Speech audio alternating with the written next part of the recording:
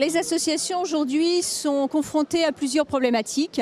La première problématique est une problématique de financement suite à la raréfaction des subventions publiques, mais également sont obligées d'évoluer pour s'orienter vers des recherches de ressources beaucoup plus privées, alors que peuvent être le mécénat, qui est la plus connue, mais également plutôt s'orienter vers des partenariats gagnant-gagnant avec les entreprises sur des schémas de co-construction, c'est-à-dire de travailler ensemble.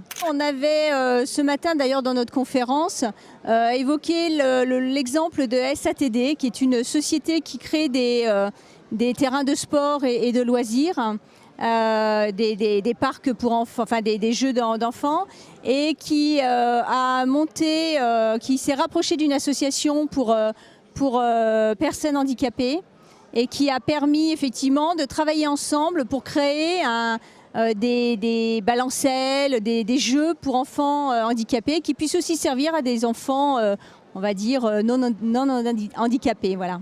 Pour les associations, donc on a dit raréfaction des ressources, donc chercher d'autres ressources. Mais à côté, il me semble aujourd'hui qu'elles doivent évoluer aussi vers une professionnalisation et éventuellement plus réduire leurs coûts, éventuellement, ou au moins les partager avec d'autres associations, que ce soit en termes de mutualisation, ce n'est pas nécessairement une fusion ou un regroupement, mais peut-être passer par des associations d'associations qui permettraient de mutualiser un certain nombre de frais fixes. Nous avons des associations qui gèrent, j'en ai une d'ailleurs, oui, locale, qui a été créée par plusieurs associations qui s'occupent du secteur médico-social et qui s'occupent d'enfants. Et ils ont monté une association qui, elle, va gérer en commun la formation, tout ce qui est un peu les ressources humaines. Les associations, alors maintenant elles le font de plus en plus, mais doivent vraiment se professionnaliser et avoir une démarche professionnelle.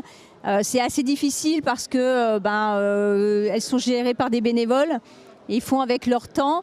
Mais aujourd'hui, on constate une nécessité de renouveler un petit peu les équipes dirigeantes, de les rajeunir un petit peu et effectivement d'appliquer un peu les méthodes entre guillemets des entreprises aux associations dans le cadre de l'organisation, de la gestion de tous les jours, y compris la recherche de financement, etc.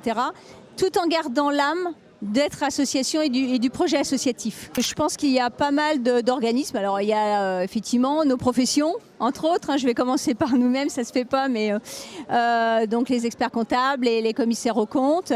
On a des associations aussi comme France Active qui aident pas mal au sein des régions.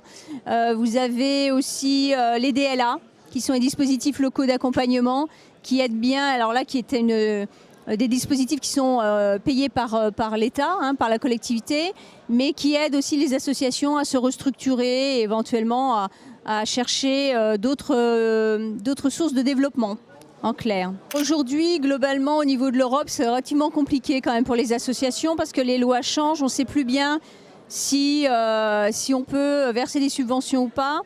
Il existe deux fonds aujourd'hui européens qui sont le FEDER et la FSE.